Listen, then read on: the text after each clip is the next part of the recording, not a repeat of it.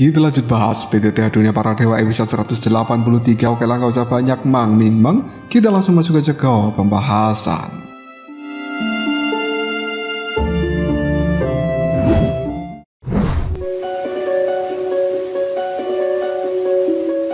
Tepat ketika Dan Bing akan mengirimkan sebuah serangan terhadap Jing Wuchen, tiba-tiba terdengar sebuah suara dari arah belakang. Berhenti! Dan Bing tampak menjadi waspada terhadap suara itu. Emosinya yang tadi bergejolak seketika langsung mereda dan telapak tangannya tidak jadi memberikan serangan kepada Jing Wuchen tersebut. Jing Wuchen hanya bisa memejamkan matanya dengan menyesal, menghela nafas tak berdaya di dalam hatinya. Sayang sekali. Sementara Xiaoyan mendongak melihat pada siapa yang telah berbicara, dan kali ini pandangan mata Xiaoyan tertuju pada seorang wanita muda di tengah-tengah kerumunan. Wanita ini benar-benar cantik dengan kulit yang putih dan juga mulus. Dia tampak seperti gadis yang lembut serta menawan. Hanya dengan satu pandangan saja, maka orang-orang akan dibuat mabuk kepayang oleh gadis cantik ini. Namun di balik wajah cantik dari gadis tersebut telah memancarkan sebuah aura dingin yang luar biasa. Xiaoyan kemudian berkata di dalam hatinya, apakah dia adalah Dan Bingyan, salah satu dari para jenius tak tertandingi yang berasal dari Balai Pil. Ketika Xiaoyan mengamati seorang Dan Bingyan, lautan kesadaran jiwanya pun sedikit bergetar, merasakan sedikit bahaya. Dan Bingyan ini memang orang yang luar biasa. Hanya dengan teriakan suaranya saja sudah membuat lautan kesadaran jiwa milik Xiaoyan yang sudah mencapai setengah langkah alam tahap Yi bergetar untuk saat ini. Xiaoyan melangkah maju dengan mantap, berdiri tegak di depan Jing Wuchen dan memperhatikan Dan Bingyan mendekat dengan langkah yang cukup santai. Senyuman juga telah muncul di wajah dari gadis cantik itu. Pendekatan dari seorang Dan Bingyan ini membuat Jing Wuchen merasa tertekan, yang kemudian dia mengatakan kepada Xiaoyan yang ada di depannya, ini adalah urusanku, kau tidak perlu ikut campur. Jing Wuchen mencoba mendorong tubuh dari Wuchen untuk menjauh, dan dia tidak ingin Xiaoyan terlibat di dalam masalahnya kali ini. Xiaoyan tersenyum pada Jing Wuchen yang kemudian dia masih tak bergerak dari tempatnya lalu mengatakan, ini bukan hanya urusanmu, tapi juga sudah menjadi urusanku. Jing Wuchen pun menimpali, kau tidak boleh memprovokasi mereka, karena mereka merupakan orang-orang dari Balai Pil. Jing Wuchen cukup cemas terhadap Xiaoyan kali ini. Sementara Xiaoyan hanya tertawa. Lalu kenapa jika mereka berasal dari Balai Pil? Kau bilang kau adalah temanku, bukan? Jing Wuchen merasakan sebuah ketulusan dari seorang Xiaoyan, dan semakin dia tidak ingin melibatkan Xiaoyan di dalam masalahnya kali ini. Saudara Xiao, aku mengatakan hal itu hanya untuk bercanda. Apakah kau benar-benar percaya dengan kata-kataku? Cepat pergi. Aku tak ingin kau terlibat dalam masalah ini. Xiaoyan menatap pada Jing Wuchen kemudian dia menimpali. Aku sudah hidup cukup lama dan aku telah membuat keputusan. Tak ada kata untuk mundur. Setelah berkata seperti di, pandangan mata dari seorang Xiaoyan melihat pada Dan Bingyan yang perlahan semakin mendekat pada mereka berdua. Setiap langkah dari Dan Bingyan akan menimbulkan hawa dingin yang luar biasa, menghasilkan suara tajam, dan juga dalam sekejap diyakini telah tiba di hadapan dari seorang Dang Ding. Dan Bingyan tetap diam, namun tatapan mata dinginnya lurus tertuju pada Xiaoyan dan juga Jing Wuchen. Meskipun Xiaoyan merasakan tatapan mata dari Dan Bingyan tertuju pada dirinya, dia tidak bisa merasakan tatapan itu benar-benar tertuju padanya. Seolah-olah tidak ada yang bisa menarik minat dari putri kesayangan surga ini. Sikap acuh tak acuh seperti itu telah membuat suasana menjadi semakin tegang. Ada banyak penonton, tapi mereka hanya terdiam terpesona oleh kecantikan Dan Bingyan dan hanya berani untuk berdiri pada kejauhan dan menyaksikan semuanya, merasa bahwa Xiaoyan, Jing Wuchen dan juga Long Yi pasti akan terseret dalam sebuah masalah yang besar karena mereka berani memprovokasi Balai Pil. Terutama Dan Bingyan pada dasarnya adalah gadis yang cuek, dan ketika dia bertindak tak pernah ragu-ragu, sama dengan artinya hukuman mati. Salah seorang yang tak dikenal pun mengacungkan jempolnya kepada kelompok Xiaoyan lalu berkata, ketiga orang ini benar-benar sangat berani dan mereka tidak takut pada Balai Pil. Namun orang yang lainnya pun segera berkata, seberani apapun dia menyinggung tuan muda kedua dari Balai Pil, pada dasarnya berarti hidup mereka sudah berakhir. Orang yang lainnya juga mengatakan, benar sekali. Belum lagi betapa kuatnya Dan Bingyan. Hanya dengan mengangkat tangannya saja, maka akan ada banyak orang yang rela mati untuk dirinya. Sayang sekali, sungguh sayang sekali ketika manusia kecil itu pasti akan tamat sebelum mereka memasuki alam ilusi. Orang yang mengacungkan jempol kemudian mengatakan, meskipun begitu aku tetap mengagumi keberanian dari mereka bertiga. Di usia yang masih sangat muda, sudah mencapai puncak bintang 4 Dodi, dan saat ini dia masih dengan santai menghadapi orang-orang dari Balai Pil, seolah tidak ada yang bisa menyinggung mereka untuk saat ini. Orang yang lainnya kemudian mengatakan, lihatlah bocah yang menggunakan baju lusuh itu, tampaknya dia juga tidak buruk. Meskipun wajahnya pucat karena gugup, tapi dia masih mampu mempertahankan ketenangan di hadapan sang jenius tak tertandingi dari Balai Pil yang terkenal luar biasa. Orang yang lainnya kemudian mengatakan, tapi yang paling aku kagumi adalah orang yang menggunakan jubah hitam itu. Ketenangannya benar-benar tanpa tandingan, seolah dia tidak merasakan tekanan sama sekali ketika dihadapkan pada orang-orang dari Balai Pil. Ini adalah sesuatu yang mengesankan dan baru pertama kali ini aku melihatnya.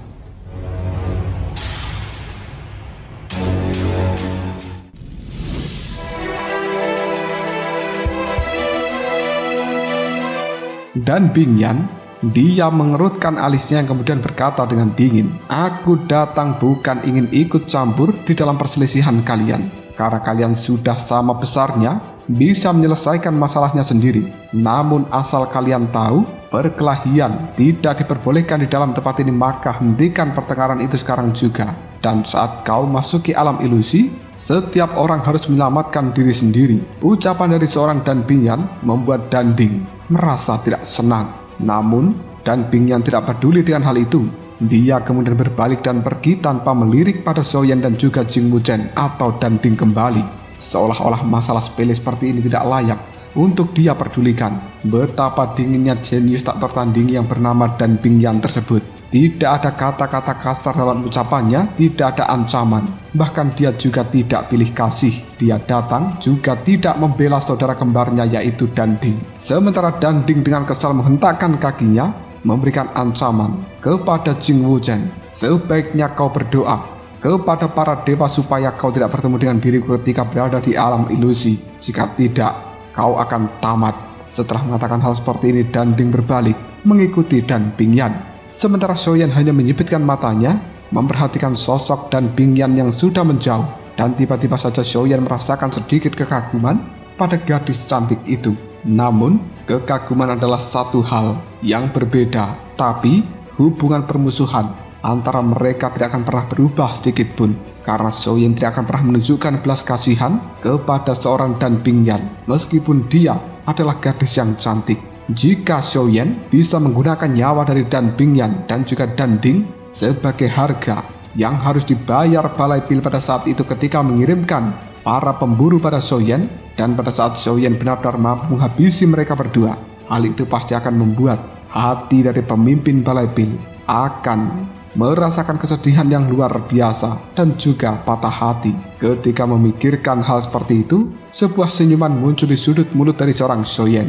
Detik berikutnya seorang Jing Wuchen yang berada di samping dari Xiaoyan berkata, aku sebenarnya sudah lama mendengar nama bahwa Dan Bing Yan adalah gadis yang sangat dingin, dan itu memang sesuai dengan namanya.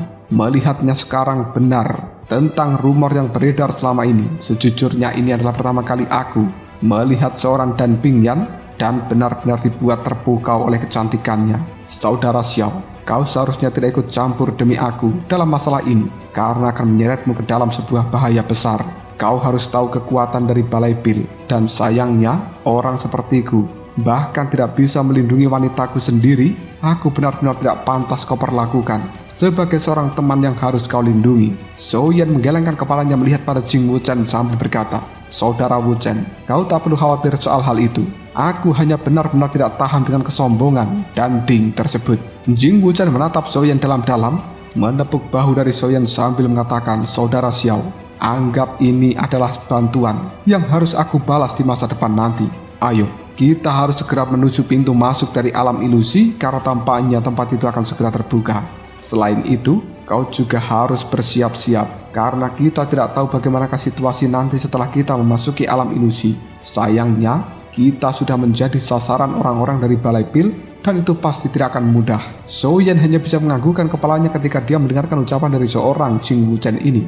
Detik berikutnya Soyen menggenggam tangan dari Long Yi dan dia mengajaknya berjalan menuju pintu masuk dari alam ilusi yang dipimpin oleh seorang Jing Wuchen. Waktu pun terus berlalu.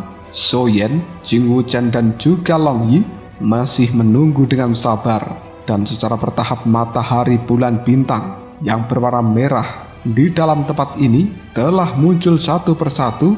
Lalu cahaya mereka terpantul pada patung batu besar yang sebelumnya dibuat sandaran oleh seorang kehancuran abadi. Tak lama kemudian patung batu besar itu pun mengeluarkan suara dang ketika perisai yang ada di tangan kiri dari patung itu terangkat tinggi dan mengenai sinar cahaya yang menuju ke arahnya. Sesosok bayangan buram muncul di antara perisai dan juga pilar cahaya dengan aura yang luas. Lalu hal ini pun dengan cepat menyebar, membuat semua orang terengah-engah. Soyen pun menebak di dalam hati, setidaknya dia memiliki kultivasi puncak bintang 7 dodi. Sepertinya dia adalah binatang iblis penjaga alam ilusi. Sesosok binatang iblis penjaga itu bukanlah sepenuhnya binatang maupun sepenuhnya manusia, sehingga spesiesnya tidak bisa dibedakan. Sebuah lengan raksasa menjulur dari pilar cahaya dan suara berat menggema di seluruh alun-alun ini. Hutan agung kota Jugi, alam ilusi akan segera dibuka. Aturan di dalamnya adalah tidak ada aturan. Lakukan pertarungan tanpa akhir. Ini adalah takdirmu. 10 orang yang menunjukkan performa paling luar biasa di dalam pertarungan akan mendapatkan hadiah paling murah hati dari diriku. Ketika kata-kata pertarungan itu terucap, lengan raksasa tersebut menunjuk pada kejauhan dan kemudian gerbang cahaya telah muncul di tengah-tengah dari sebuah panggung memancarkan cahaya biru yang samar. Di tengah dari gerbang cahaya itu, lingkaran kabut berwarna merah terus berputar di atasnya. Hal itu memancarkan sebuah aura kekejaman yang tidak berujung.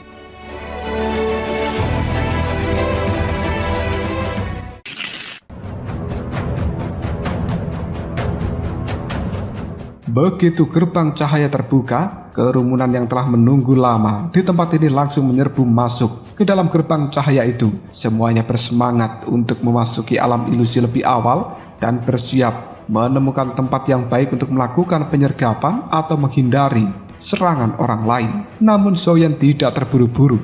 Dia memfokuskan pandangan matanya ke bagian bawah dari patung besar dan mencari keberadaan dari kekacauan abadi yang sebelumnya bersandar di tempat itu. Soyen penasaran ingin tahu apakah kekacauan abadi masih berada di tempat itu ataukah dia sudah berpindah ketika patung barusan mengangkat perisainya. Dan pada akhirnya Soyen melihat kekacauan abadi. Soyen tidak yakin apakah dia harus senang atau tidak. Namun kekacauan abadi masih berada di tempat yang sama, bahkan posturnya tidak berubah, masih bersandar pada patung batu itu. Meskipun kali ini orang-orang berdesak-desakan untuk memasuki gerbang cahaya, dan meskipun hanya beberapa langkah dari gerbang cahaya, kekacauan abadi tampaknya tidak berniat untuk bangun. Pada saat ini, dia hanya tetap terduduk, menundukkan kepalanya dengan ekspresi acuh tak acuh. Orang ini terlihat sangat tenang, seolah-olah tidak peduli dengan dunia ini. Namun, kerumunan yang berdesakan itu tak berani mengabaikan kehadiran dari seorang kekacauan abadi. Dan ketika orang-orang mendekatinya, mereka secara alami akan menyingkir, menciptakan sebuah ruang berjarak dengan kekacauan abadi ini. Jing Wuchen juga melihat pada kekacauan abadi dan kemudian dia memberikan sebuah pujian. Aku mulai sedikit mengagumi pria itu. Hanya dengan bersandar di sana saja, dia memancarkan aura satu orang yang menjaga celah melawan 10.000 orang. Sungguh luar biasa. Soyen sambil tersenyum dia juga menimpali. Dia memiliki aura yang sangat menakutkan, tapi dia tidak memegang kartu akses. Dia hanya memegang dirinya sendiri. Jing Wuchen bertanya pada Soyen, apakah kau benar-benar tidak ingin masuk lebih awal untuk saat ini? Soyen menjawab dengan santai, kenapa kita harus terburu-buru? Jing Wuchen pun berkata, Masuk lebih awal akan memungkinkan kita untuk bisa mengamati medan di dalam sana dan mungkin juga akan mendapatkan keuntungan secara geografis. Soyen menggelengkan kepalanya. Apakah kau tidak lihat berapa banyak orang yang masih ada di luar dari alam ilusi? Jing Wuchen pun menimpali. Apakah kau membandingkan dirimu dengan mereka? Siapa mereka? Mereka adalah orang-orang yang sangat tangguh. Bahkan di antara para jenius, masing-masing dengan andalan mereka sendiri dan juga memiliki banyak pengawal. Jadi mereka tak peduli kapan harus masuk. Sementara kita hanyalah dua pria dewasa dan juga seorang anak kecil mencoba bertingkah seperti orang yang sangat kuat. Bukankah itu sama saja mencari kematian? Long Yi segera berkata dengan marah, "Dasar pria lusuh, berani-beraninya kau memanggilku sebagai anak kecil, ha?" Aura yang dahsyat langsung meledak dari dalam tubuh Long Yi. Hal itu membuat Jing Wuchen langsung ketakutan. Jing Wuchen diam-diam terkejut dan dia tak bisa menahan diri untuk mengamati Long Yi. Wow, aku tak menyangka bahwa anak kecil sepertimu punya temperamen yang cukup buruk. Mendengarkan ucapan dari seorang Jing Wuchen akan membuat Long Yi mengamuk, namun Soyen melambaikan tangannya ke arah Long Yi memberikan isyarat supaya tidak berdebat dengan Jing Wuchen. Detik berikutnya dia menunjuk ke arah anggota dari Balai Pil lalu mengatakan, "Karena kalian ingin masuk lebih awal, tapi alasan sebenarnya mungkin karena kalian tidak ingin berkonfrontasi langsung dengan orang-orang dari Balai Pil itu, bukan?" Tatapan mata dari seorang Jing Wuchen langsung mengikuti jari Soyen dan dia melihat pada gadis muda yang cukup cantik yang telah dikucilkan oleh anggota dari Balai Pil semenjak Jing Wuchen menyebutnya bahwa gadis itu ibarat sepatu usang yang diambil oleh Danding. Detik berikutnya pandangan mata dari seorang Jing Wuchen juga melihat pada Danding yang saat ini melihat ke arah mereka. Akhirnya pandangan mata dari seorang Jing Wuchen berhenti pada Dan Bingyan yang sikapnya masih tetap tenang, bahkan dia memejamkan matanya untuk saat ini. Wajah dari seorang Jing Wuchen langsung berubah seolah dia nampak ketakutan, dan ketika melihat perubahan wajah dari Jing Wuchen ini membuat Soyen tersenyum. Lalu dia berkata, "Apa yang perlu ditakutkan? Ku dengar titik teleportasi dari alam ilusi itu bersifat acak. Jadi kita tidak mungkin ketika masuk dalam sana akan langsung bertemu dengan mereka, bukan? Lagi pula apa yang ditakdirkan memang akan selalu datang. Dan apa yang perlu dihadapi memang harus dihadapi." Jing Wuchen menghela nafas melirik pada Soyen yang nampak tenang lalu dia mengatakan, "Aku benar-benar tidak mengerti dari mana datangnya keberanian dan juga kepercayaan dirimu itu. Tapi sudah lupakan saja. Karena aku sudah menjadi target dari mereka, jadi aku memang harus menghadapinya selangkah demi selangkah. Lagi pula aku sudah terlalu lama menanggung rasa dendam ini. Jika aku harus bertarung maka aku akan bertarung. Bahkan jika nanti nyawaku harus dikorbankan." Soyen pun menimpali perkataan dari seorang Jing Wuchen. "Apakah kau sekarang mulai merasa kurang percaya diri, ha?" Jing Wuchen gelengkan kepalanya tanpa daya. "Sejujurnya, jika hanya ada Danding saja, aku tidak takut. Tapi menghadapi sekelompok orang dari Balai Pil, apalagi ada Dan Bingyan, aku hampir tidak punya kesempatan untuk bisa melarikan diri. Jadi kalian berdua sebaiknya menyelinap pergi saja. Tidak perlu mengorbankan nyawa kalian untuk sesuatu yang sia-sia, yaitu melindungi diriku yang lemah ini."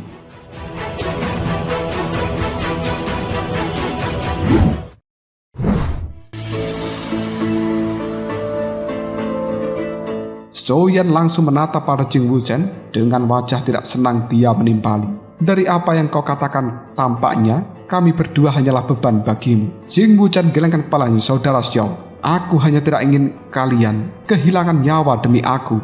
Jika orang-orang dari Balai Pil itu bertekad untuk memburu kita, aku khawatir peluang kita untuk bisa melarikan diri sangatlah kecil. Dan kau sama sekali tidak boleh memiliki mentalitas sebagai orang yang beruntung. Orang bernama Danding itu benar-benar menyimpan dendam dan tidak akan pernah melupakan kita. Sampai dia benar-benar mengirimkan kita semuanya menuju alam baka. Kalau kita bertemu dengan dirinya di dalam alam ilusi, pasti akan menjadi pertarungan sampai mati. Meskipun aku tidak bisa menebak asal-usulmu, namun karena kau berani menantang Balai Pil secara langsung, aku sudah sangat mengagumimu. Tapi bagaimanapun juga kita harus rasional, Saudara Xiao. Kita hanya bertiga, mereka ada banyak, benar-benar bukan tandingan." Waktu terus berlalu. Ketika Soyen dan juga Jing Wuchen ini saling berpinjang, di dalam alun-alun besar ini hanya tersisa beberapa lusin orang saja. Sementara Soyen melihat beberapa jenius tak tertandingi dan juga para pengawal mereka yang belum memasuki alam ilusi membuatnya mengatakan, Itu sudah cukup. Xiaoyan kemudian menarik tangan dari seorang Long Yi dan mengajak Jing Wuchen untuk berjalan menuju pintu masuk alam ilusi yang tidak lain adalah gerbang cahaya. Ketika Jing Wuchen berjalan menuju pintu gerbang cahaya, dia menoleh ke arah belakang dan sekilas melihat tatapan mengancam dari seorang Danding. Dengan sedikit kesal, Jing Wuchen pun mengacungkan jari tengahnya kepada Danding tersebut, dan Xiaoyan yang melihat hal seperti ini hanya tersenyum. Di bawah tatapan mata penuh amarah dari seorang Danding, Jing Wuchen, Xiaoyan dan juga Long Yi pun akhirnya melangkah masuk ke dalam gerbang cahaya untuk menuju alam ilusi. Tepat ketika sosok dari Xiaoyan mulai menghilang di dalam gerbang cahaya itu, kekacauan abadi yang tadinya tidak pernah bergerak, dia sedikit mengangkat kepalanya yang kemudian melirik ke arah pintu masuk dari gerbang cahaya. Dalam tatapan mata itu terpancar sebuah kekaguman yang mendalam dari seorang kekacauan abadi terhadap Xiaoyan. Di dalam alam ilusi, beberapa berkas cahaya di titik tertentu telah berputar-putar secara acak. Untuk sesaat, sosok Xiaoyan, Jing Wuchen dan juga Long Yi kali ini muncul dari sumber cahaya tersebut, dan sebuah tanda samar berbentuk bulan sabit muncul di dahi masing-masing. Xiaoyan segera melihat ke arah langit karena apa yang dilihatnya saat ini bukanlah siang hari, namun itu adalah sebuah hamparan malam yang sangat luas. Di atas langit juga telah menggantung bulan sabit berwarna merah dengan cahaya yang cukup terang dipancarkan dari dalamnya, membuat seluruh alam ilusi terasa cukup menyeramkan. Saat ini, ketika Xiaoyan menatap bulan sabit berwarna merah itu, hati dari Xiaoyan yang tadinya tenang tiba-tiba menjadi gelisah. Dia memiliki dorongan untuk langsung menghunuskan pedangnya dan bertarung. Secara spontan, Jing Wuchen segera memberikan peringatan pada Xiaoyan, segera menunduk, jangan melihat pada bulan sabit merah. Xiaoyan akhirnya tersadar. Dengan teriakan seorang Jing Wuchen, dia menarik napas dalam-dalam, dengan cepat mengalirkan kekuatan jiwanya untuk menghilangkan sebuah kegelisahan ini.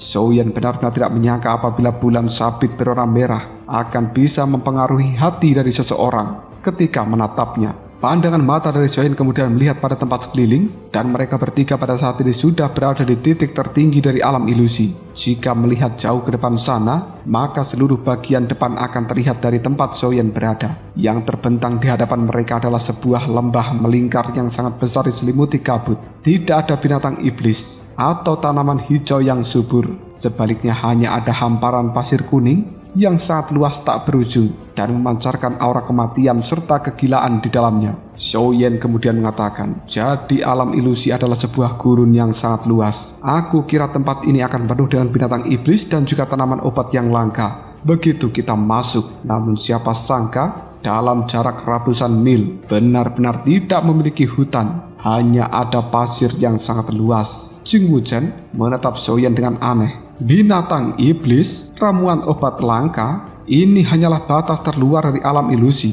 Binatang iblis dan juga tanaman obat langka, seperti apa yang mungkin ada di tempat ini? Saudara Xiao, berjuanglah untuk menembus perimeter dalam dari alam ilusi, dan kau akan bisa menemukan binatang iblis sebanyak yang kau inginkan, dan bahkan juga akan bisa menemukan ramuan obat yang kau butuhkan. Namun aku khawatir kau tidak akan mampu mengalahkan cukup banyak atau hidup cukup lama untuk bisa mengumpulkan benda-benda itu. Mata Xiaoyan tiba-tiba saja berbinar karena dia memang tidak mengetahui apapun tentang situasi spesifik dari alam ilusi ini. Dan sepertinya Jing Wuchen tahu akan banyak hal. Jadi, Xiaoyan memutuskan untuk bertanya, Saudara Wuchen, bisakah kau menceritakan pada diriku tentang situasi dari alam ilusi ini secara lengkap?